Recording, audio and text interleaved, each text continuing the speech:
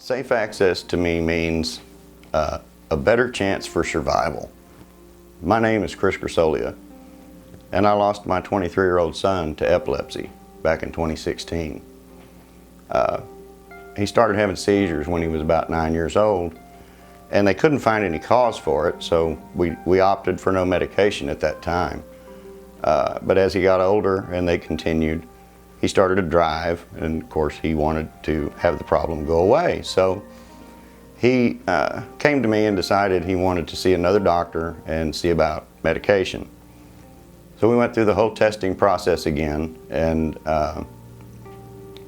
they still found no evidence of epilepsy, but we started him on some courses of medication. The peculiar thing was the medication did the exact opposite of what it was supposed to. He went from having seizures maybe once a month, maybe once every 6 months in between, to having them regular, almost weekly.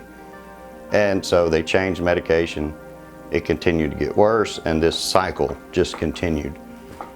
We had heard of people, one person in particular from Texas, who was using cannabis for her epilepsy. Her name's Alexis Bortel. And I had contacted her father and talked with him, learned about their story somewhat, and talked with my son, and his only problem was he didn't want to break the law. As a father, I mean, how could I hold that against him? I couldn't. He was steadfast at his residence because he was dependent upon others to get him to and from work, to the store, to the doctor, or whatever. So he couldn't just pack up and move to Colorado. He was just stuck. And June 13th, 2016, he had a seizure, and it was his final one. Had we had the opportunity legally for access to cannabis, I feel like he would still be here with us today. And that's what got me involved in it.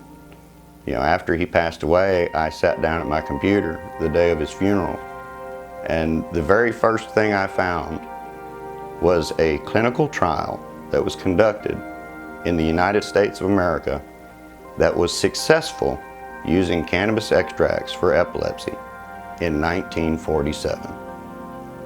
And that made me extremely, extremely angry. And then, of course, I started to dig further, and the more I dug, the more I found, and the more angry I got. So I decided that I needed to put that anger to use, and that's where I got involved. I've got well over 3,000 hours in research. I've personally read over 5,000 medical and scientific studies that have been conducted all over the world for the last 30 to 50 years.